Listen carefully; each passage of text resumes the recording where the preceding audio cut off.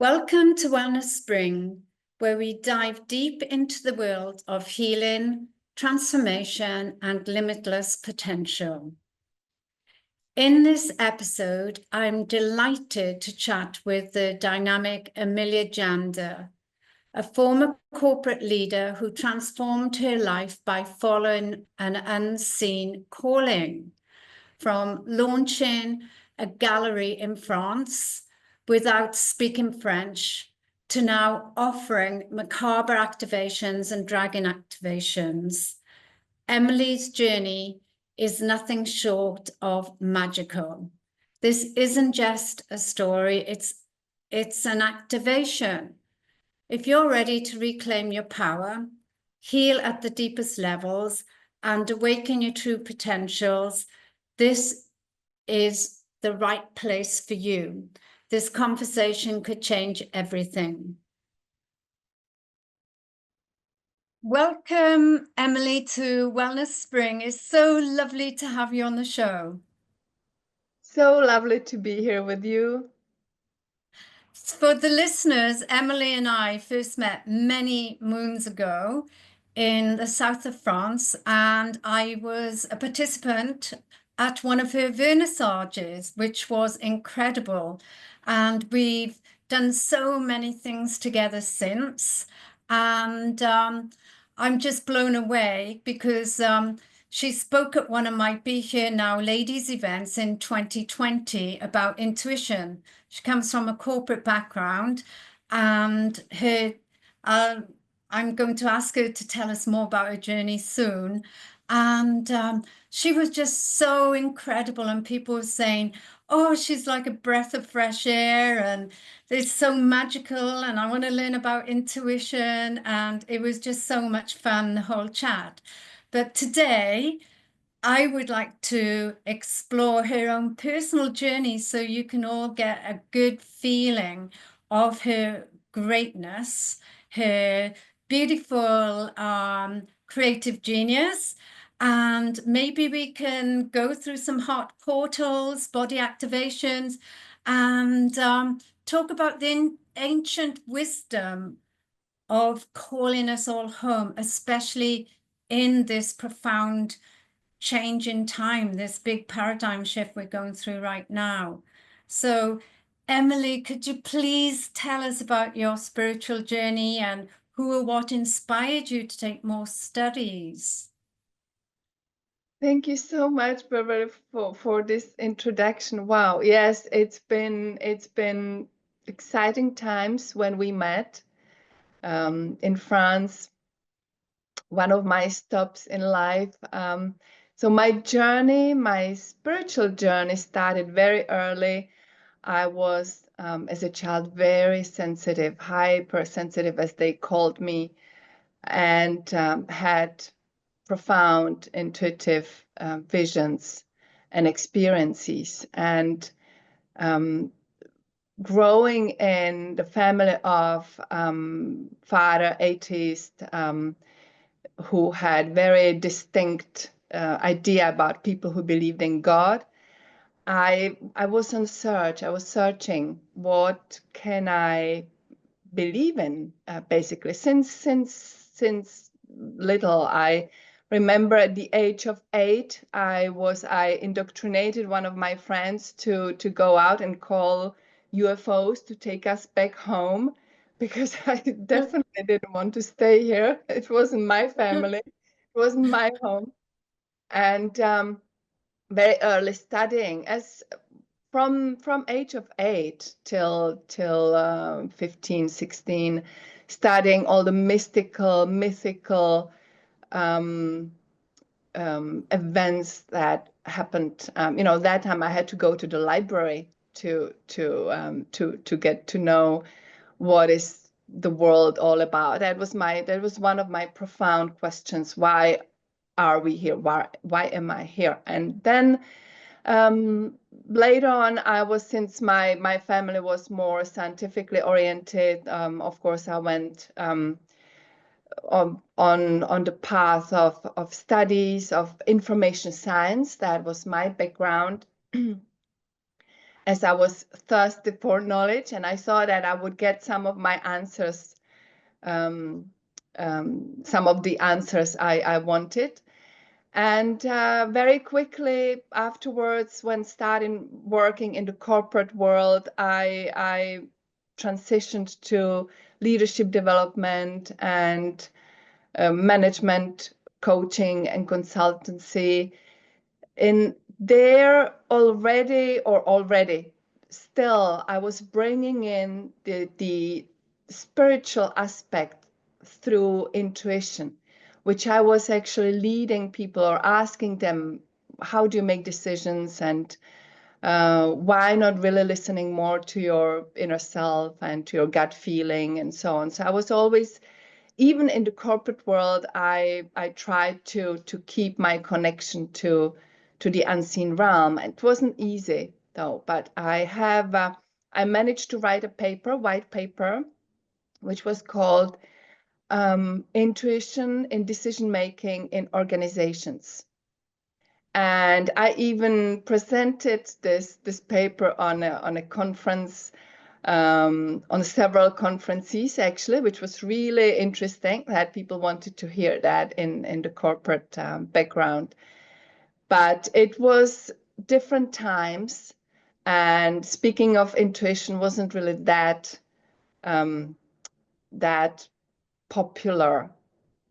All my clients, of course, correlated and of course told me stories about their intuition, but not really, you know, I shouldn't talk about it in bigger gatherings. So from that corporate world, at some point, I felt tired, and I wouldn't say it was complete burnout, it wasn't, but I felt like my soul was dying. If I stay where I am in cold Denmark, with the gray weather, I was wondering, is that it? Is this my life? And I couldn't accept that. I had this very deep call to go towards the south. I had 2 years intermezzo in Italy, in Rome, where I was still working as coach and consultant in consultancy for organizations. And coming back to Denmark after Rome was like coming to prison, back to prison. It's very, you know, Denmark is wonderful. I love Denmark. I love the how everything is organized and easy, but it's also very constrictive for me. It was. So after a couple of years, I have to go back. I have to go back to South, anywhere. And France, south of France, was calling me. Since I didn't speak French, I thought, okay, if I open an art gallery, I love art. Art is for me a language of intuition. It's inspiration. It's a voice of the creation for me. So why not? Okay, well, let's do it. Having no idea, having no background in commerce either, or studies within art, I just decided to go. I took my son, who was 11 that time. We packed my car and moved to France. I didn't know anybody. I didn't know the language, but I just had this profound belief that everything will work out. That was really, I was driven by the trust in the universe, basically, that this is my path because I feel it so strongly and I can't stay. I have to go. And it took me 18 days to find a gallery in Nice. It took me 3 more weeks to prepare and open and have the first vernissage. So That's incredible. Yes, yes, it was all prepared. It was meant to be, as we say. That is clear. When things go like this so quickly and so smoothly, it's to be.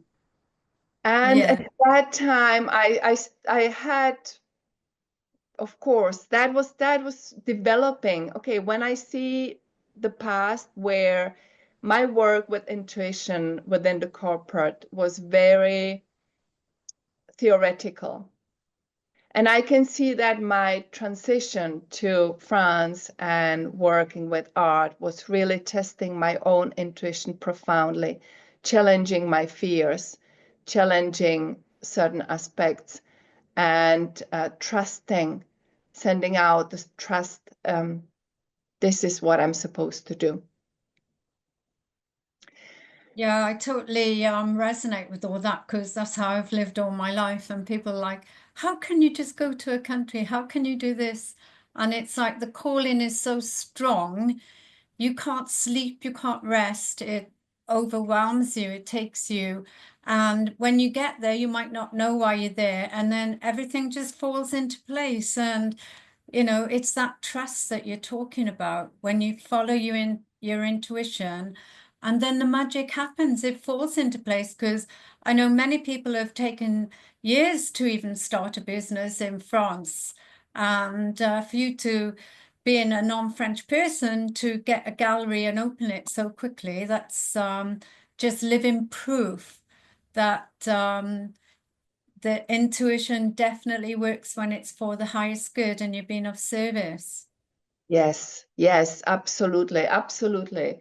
As is if, if my logical mind had, of course, a lot of fearful thoughts. I had to overcome these, but the drive was so strong, and still, I didn't really completely knew the bigger picture because after some years working with art and creating art events and so on here in south of France, yet another phase started where I just felt called to now work full time and profoundly with the unseen world. So you see, I thought perhaps at that time that art was it, and it was again another transition to get where I am today, where I am really full time, all time in working with energetics as a therapist in quantum therapy, and with so many aspects.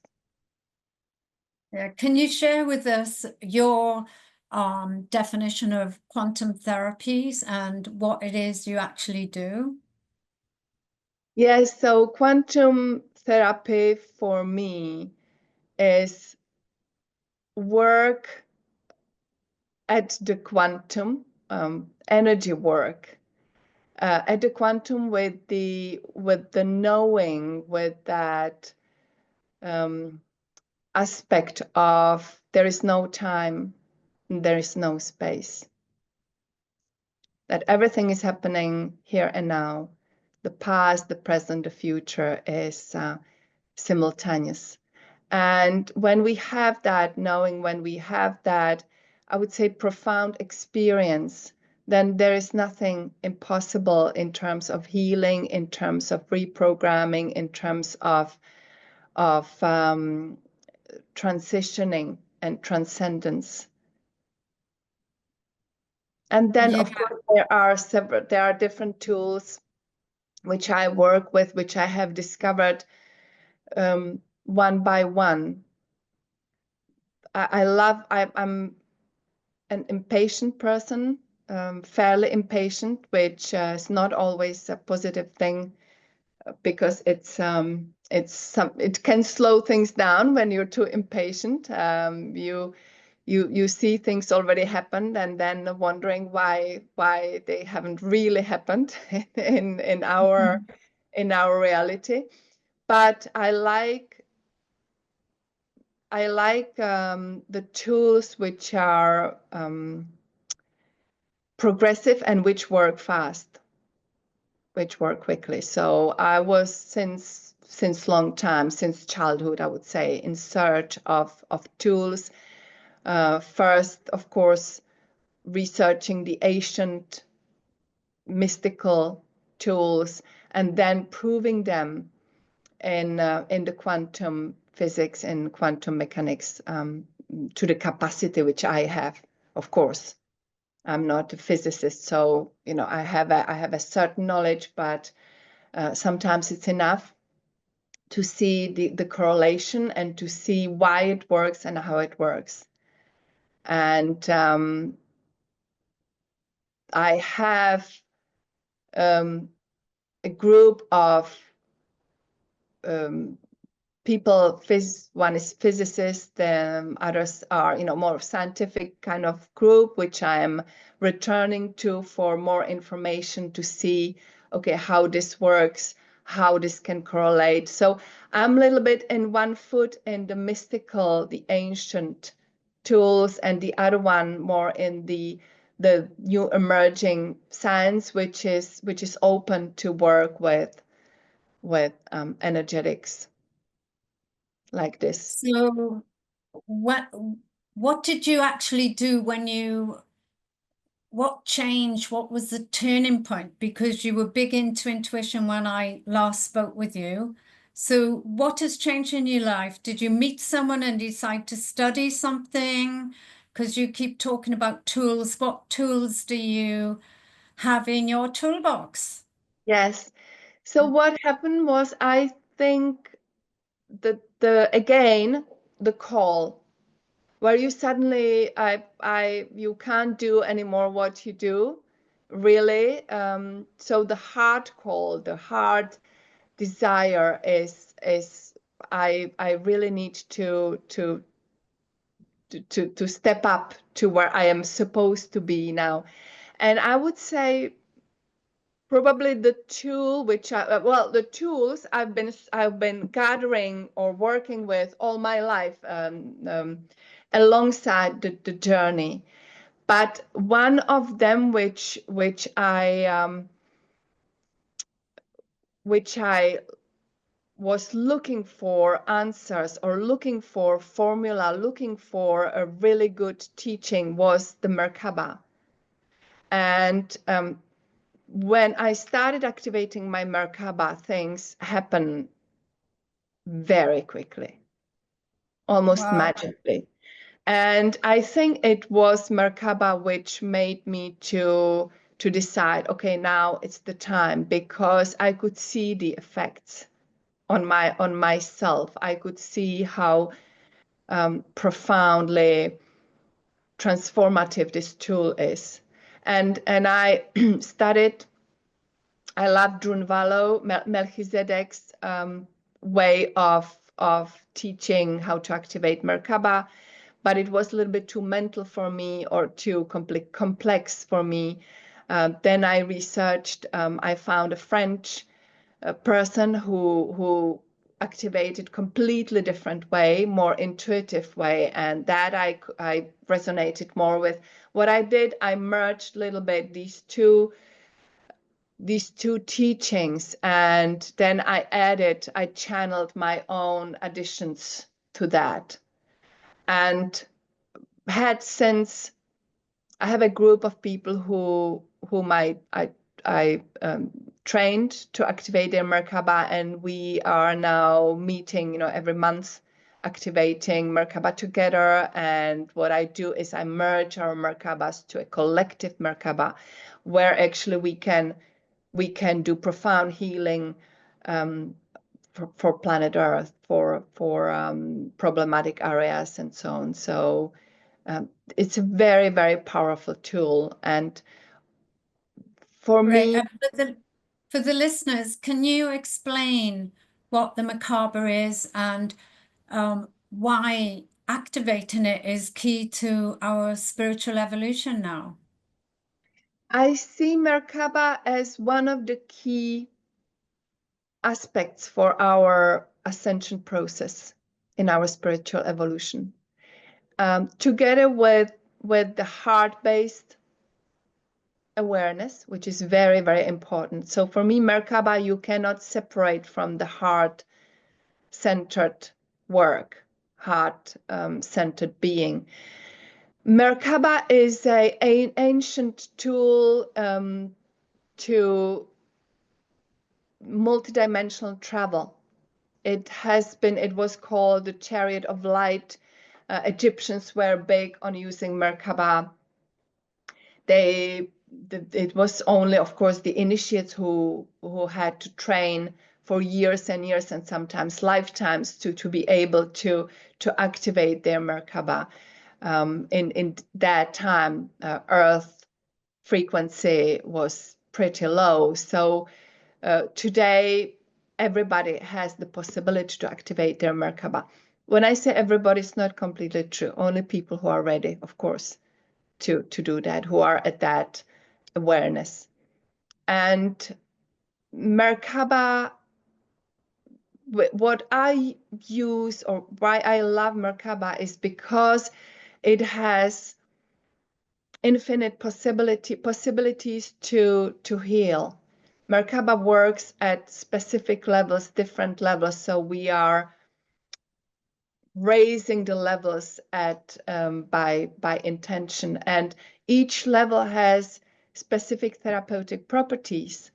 With activated Merkabah, you can heal your inner child. You can transmute transgenerational memory blockages. You can, and karmic memories as well. You can purify the water of your body or the blood of your body. You can focus on the weakest organs in your body, heal them. There are so many aspects. Of course, upgrade your DNA to the current level. There are many attributes like that, and I love that we can use it for our humanness as well. As, of course, if you're interested, you can travel multidimensionally. With the Merkabah, when you activate it, at certain level, you merge with your higher self. So it's there where you, or higher selves, in my view, in my world, we have several higher selves in different dimensions. So you basically connect to your original blueprint as well. So it's a very quick way to your evolution, your spiritual evolution, frequency ascension, as Merkabah works on frequency. Okay, so could you give us an example of a success story with a client, so maybe people can understand what the client came for? How does one know that we're ready for a Merkabah initiation and so forth? Obviously, you don't need to use the name. Yes. So we know when we are ready, when Merkabah comes into your field. So when you have interest of Merkabah, it's you read about it or you see it on social media, and it resonates with you, then you're ready for it. And the more it draws you in, so you see it again. That is how you know. Okay, now I should do something about it. This is my time. My clients, there have been profound changes in their lives, and sometimes unexpected, because with Merkabah, activated Merkabah, you evoke or you provoke the shifts which bring you towards your highest good, which actually bring you to higher frequency. Through connecting with your higher frequency again and again, you can't stay anymore with specific people or situations because they are just too heavy for you. They vibrate on lower frequency. So for certain people, there has been, I had to change the job, relationship, or both even. So the effects were profound, but always with the knowing, I know that this is actually good. So not negative, yes, challenging, but for the coming on the other side with lightness and really happy when looking back. Yes, of course, I don't understand why didn't I do this long time before. Then there is healing from certain conditions. So I had one client which had, always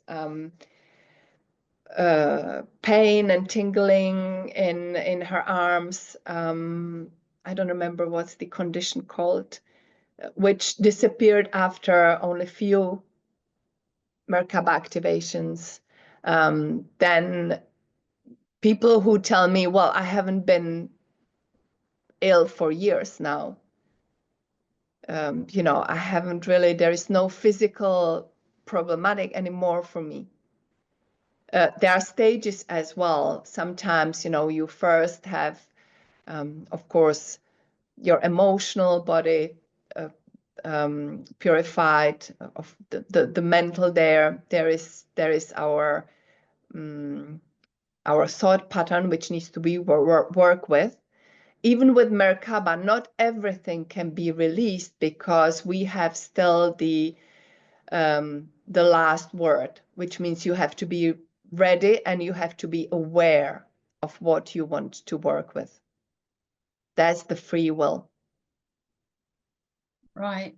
Yeah, that's very powerful. And I know many people are resistant change and they're stuck in old patterns. How does the energy alchemy offer a practical path to real life transformation? Yes, so in Energy Alchemy, which is another tool set I have where I train people with, how to work with energy, how to in real life, is the tools are really for realizing how often we work unconsciously with energy. That we work, of course, we utilize energy all the time, every time. So it's becoming conscious about where do I use it unconsciously to the negative outcome or to the outcome I don't really like. So there is a correlation with thought pattern and behavior pattern as well. What brings me to there, I use a lot the long experience with coaching, for example, just really making the space for awareness. Where have I build up resistance, as you say?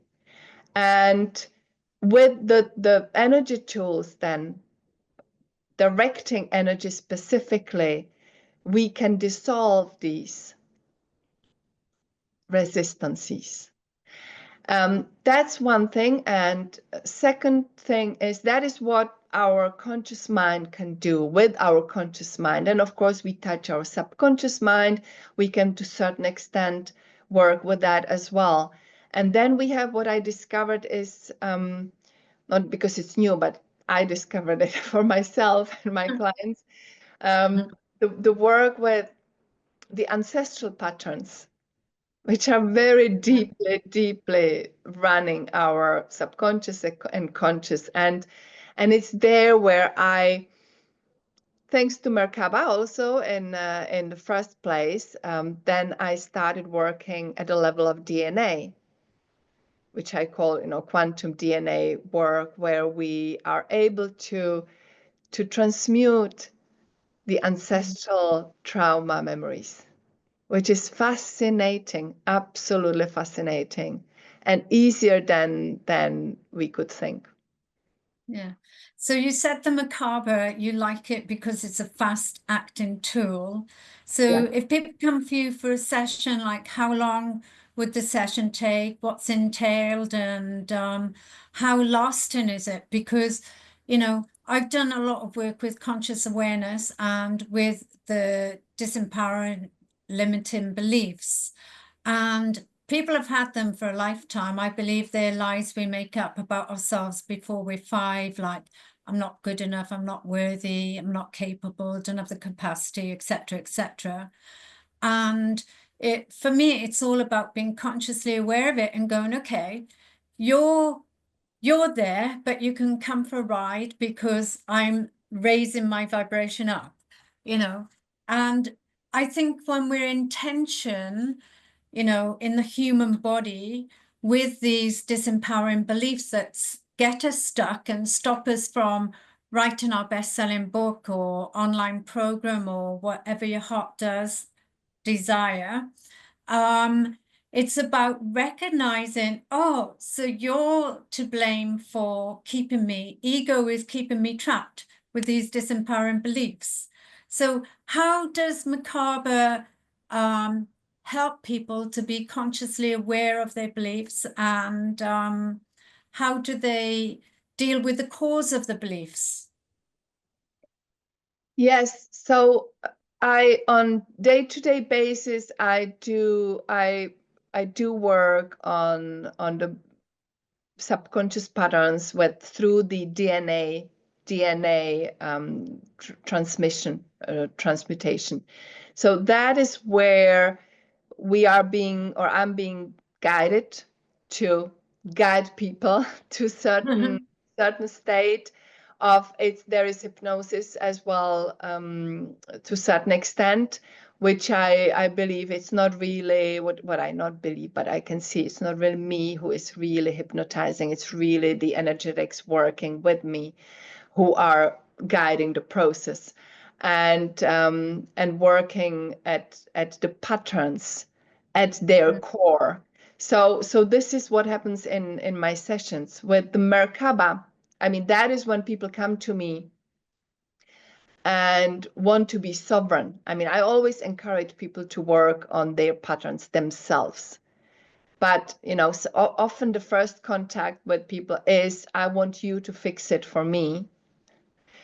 And, and we do to a certain extent. And then I say, yes, but the follow up and, the other, because there are so many, there can be so many blocks, ancestral blocks and ancestral subconscious memories and patterns that, they would have to come so many times. I say, well, you can do this alone as well. So it's then when Merkabah comes into play, because with Merkabah activated, you can do it yourself. So there, Merkabah is, I have a course, 3 weeks course, which is, I don't want to call it online. It's online, but live, because I'm constantly present through messages and depends which aspect, and Zoom call as well. But it's a self-paced course because people need to work with Merkabah every day. So activating it to certain level, to progressively higher levels. But I'm there to monitor their frequency. I'm there to answer the questions, and I'm there to giving them homework each week. So there are things and steps to accomplish. It's so it's a 3-week training, and then you have a tool for life. And once you have that tool, would you be qualified then to do this work on other people or just for yourself? That is for yourself. That is for yourself. It's your own Merkabah. Right. However, when you have your Merkabah activated, you can use it you can heal other people. You can send healing energy to other people, because Merkabah, or combine Merkabah with another healing modality like you do Reiki, Yeah. it magnifies to incredible extent every healing energy. So you can you can use the Merkabah to big benefit, actually magnifying your energetic influence, or the influence of the incoming energetics. Right. And how does one know if you're holding on to as ancestral habits and need to let go of them? It's where what people come to me with is, I have tried everything and I still fall in the same problem. And still I repeat a pattern. So they can see, they become aware of that there is a repetitive pattern, even though they tried different way of behavior, different they've tried other methods, and they see, yeah, but it seems like it's just I have to just live with this.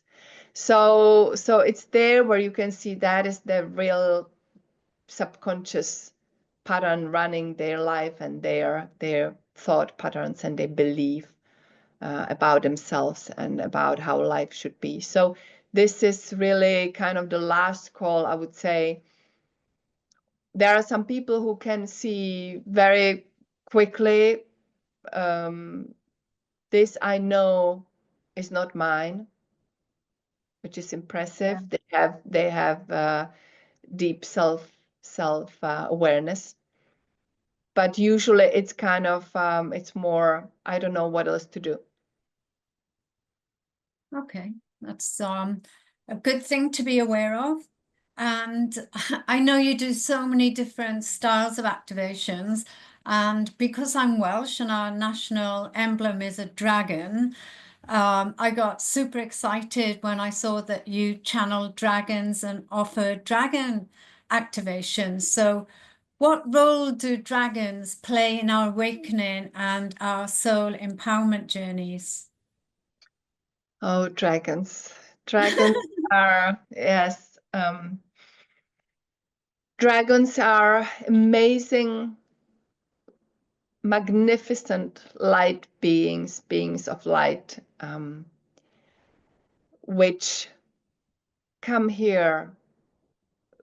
Well, they've always been close to humanity because we are their, to a certain extent, their creations, and they of course survey our evolution, and they've been here as a, you know, with the helping hand since very long time, since the beginning of our journey. But now they are coming more in, even more strongly, because we are in a very exciting times. You know, as we all know, things are happening, and we are shifting and we are transcending, and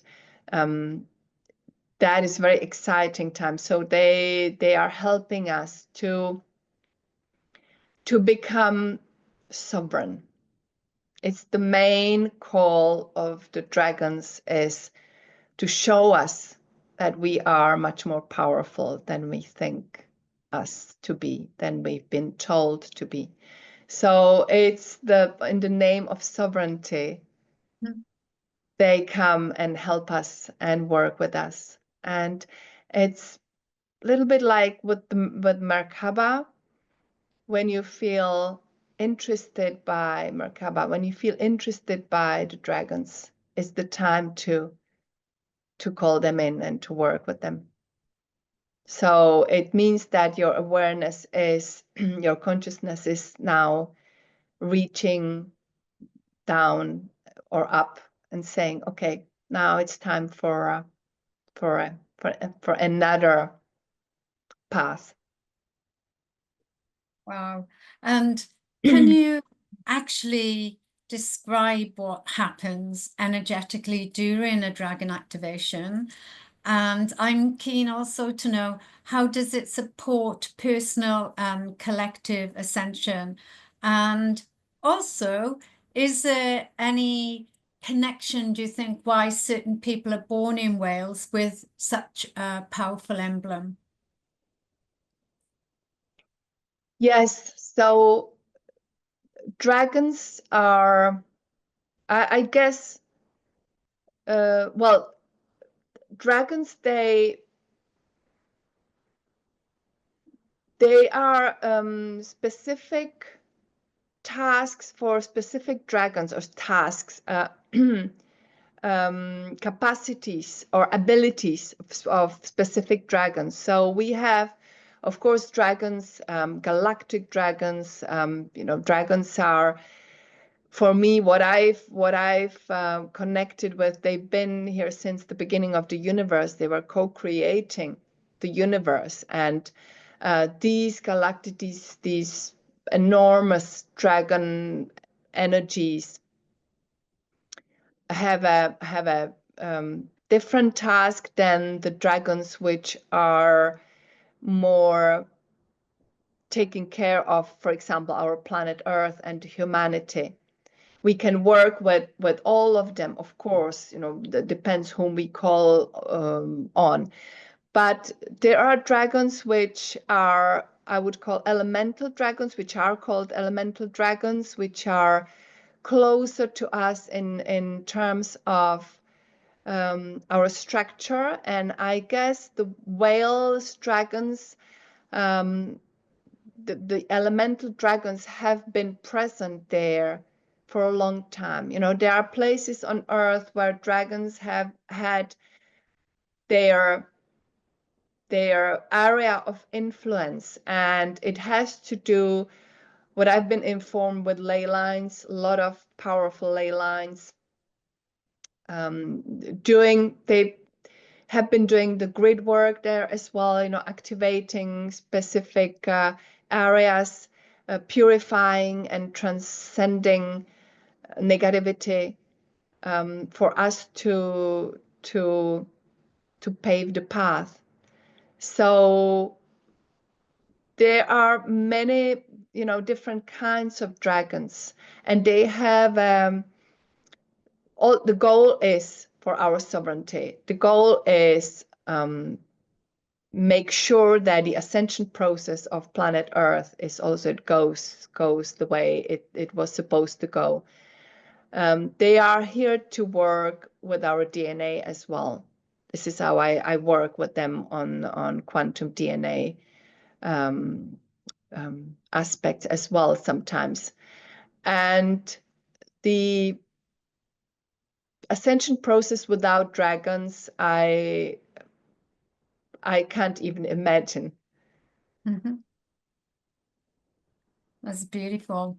Like I spoke to you earlier, friends of mine are connecting with dragons all the time, and you can go on a beach and you'll see like the imprints of the tail of the dragon with maybe the lava from a volcano or something, and it's just purely magical. And being in a guided meditation or an activation with the dragons is undescribable for me. And the last one I had, I could feel all my cells and atoms vibrating what I think was happening, just cleaning and clearing all my baggage and lifting me. And it was like to a much higher vibration that you can't even put words to.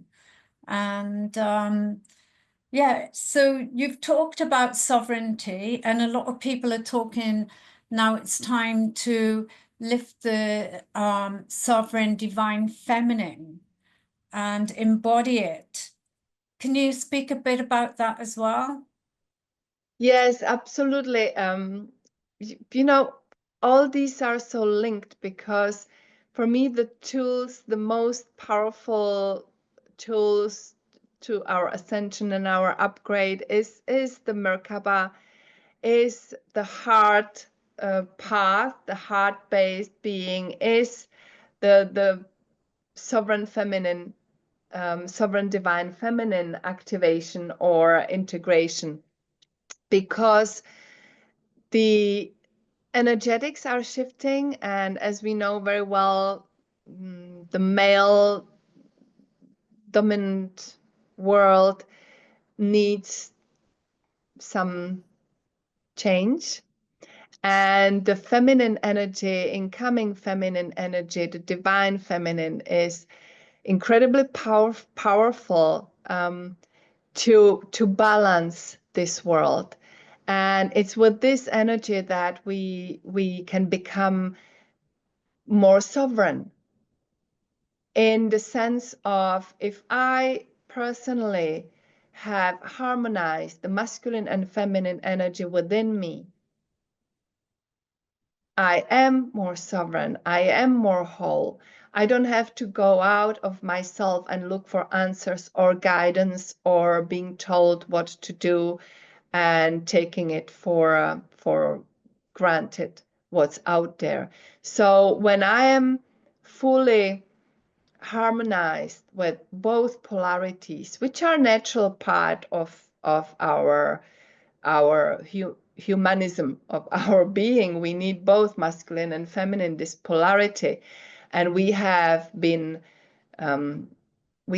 playing a lot with the masculine one in our approach to life, both men and women. But now is the time to bring in the feminine part, which has been silenced for a very, very, very long time. And in that, we can become more whole. The program which I have about embodying sovereign divine feminine is taking in the aspects of seeing which part of me runs on the feminine, on the masculine. I don't want to say programming, yeah, but I have to say programming. And which one on the feminine, and where do I, becoming aware again, where am I standing, where am I being with these two, and where and how can I actually balance these two, so that I'm not doubting myself anymore, so that I'm not anymore unsatisfied with who I am, so that I'm able to speak out my truth, and so that I'm able to be in the flow of life. I see the divine feminine as the harmony between divine feminine and divine masculine as a river, where the water in the river is the divine feminine. It flows, it's there, it knows very well that it will reach the sea, the ocean. It has no restraint, it has no time pressure, it just is in that joyous being. And the shore of the river is the masculine, which gives that the water direction, which gives it the timing also. Okay, we know now when we will reach the ocean. But the masculine also gives it the direction, it gives it the joy of putting some stones in the river so that the water can jump and have some play. So when we realize the need of having both harmonized, and knowing when do I step more into the masculine, when do I step more into the feminine, and doing it on a more conscious basis, it's there the power of that river really comes. That's a beautiful way of describing it. And how could you help people who are just starting out on their spiritual pathway? Because, everybody is saying to lift the vibration to a new paradigm. Everybody has to be part of it, but there's so many people who are skeptical and frightened and, scared of this change. What action step could they do right now? Right now, if you have no tools, if you're deep in perhaps despair or just tired, it's I would say just put some music on and start dancing. Go out to the nature. There is no reason or no reason. There is not really. It's not much helpful to do profound or deep meditation when you are in more negative state. But nature and the birds singing, some really good music. It's really bringing ourselves to the now. It's we all know that it takes some decision making. It takes um, some action taking to actually do what we need to do, getting ourselves out there to the nature, or putting turning the music on. um, Laughter. Just surround yourself with people who can make you laugh. If there's not much laughter now, I've noticed, in the world. Finding, even when I look at Netflix or so, looking for comedies, not much, Yeah, not much. So for me, it's the lightness of being, is in my that's the biggest goal, I would say, for me personally, and what I can bring in, for others, is creating more of that lightness, just not taking yourself too seriously, just seeing the life a little bit more from distance, as a play, as a game. that's wonderful tips. And I actually healed my thyroid and ovarian cancer 19 years ago from exactly being in nature and laughing and having crystals and a host of other things, and everything that you mentioned, it's all free. So people can go out in nature, smell the roses, and just be. Because when you laugh, you're in the present moment. When you're smelling roasting coffee or baked cake or fresh flowers, you're in the moment. And looking at your beautiful smile, and you're sitting amongst those beautiful roses, um, reminds me of my journey with Mary Magdalene, when I visited the cave in her Yoni cave and the commercial cave in Saint Maxime de Baume. And I believe you've moved there. Can you tell us your experiences? Yes, yes, absolutely. So I've moved. I'm now in San Maxime, which Yeah. is, not far from Saint-Tropez. That's not the one. It's the one you mean is San Maximin de Baume, Hmm. and it's only hour and a half for me to go there. I would say an hour and 15 minutes to go there. So I Yeah. go there quite often to Mary Magdalene Sanctuary and to the magical forest. I do meditations there and grid work, and it's a fascinating place. And Mary Magdalene, taking her for ascended master, she has close connection to dragons as well.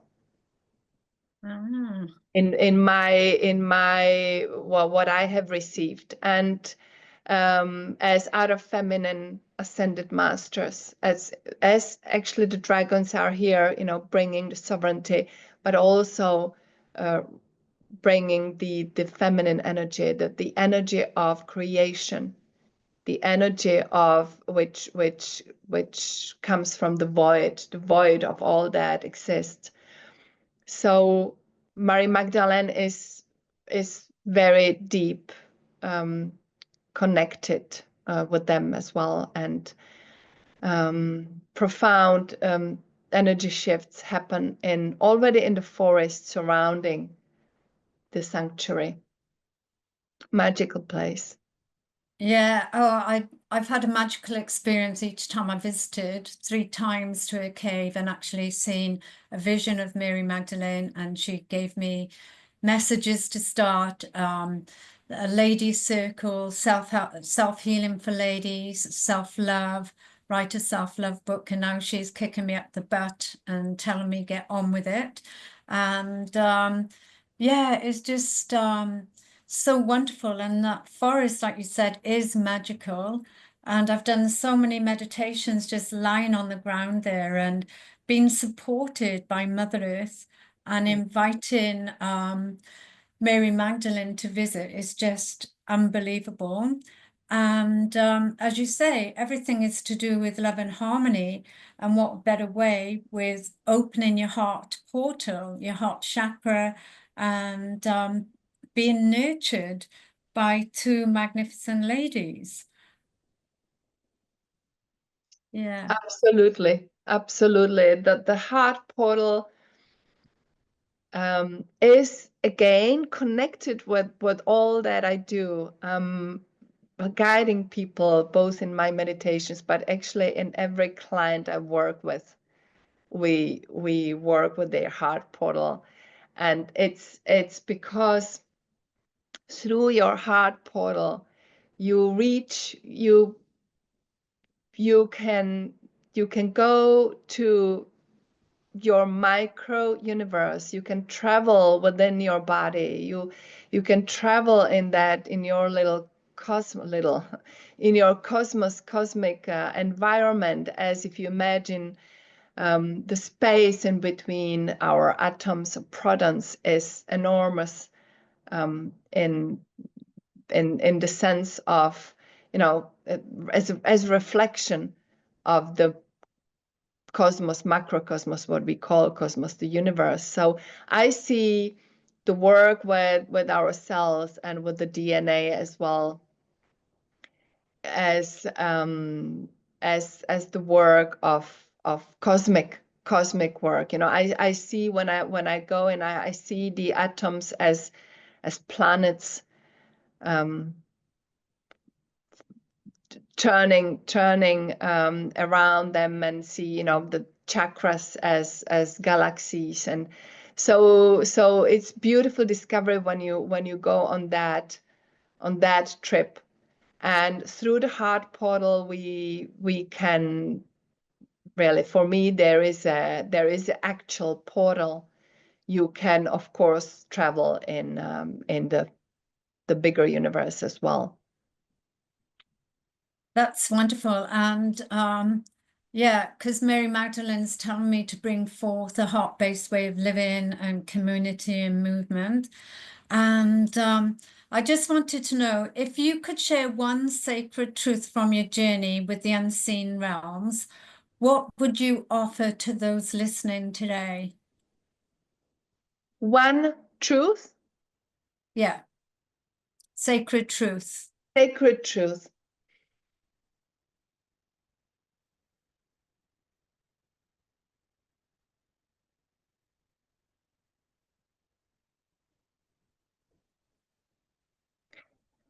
You are here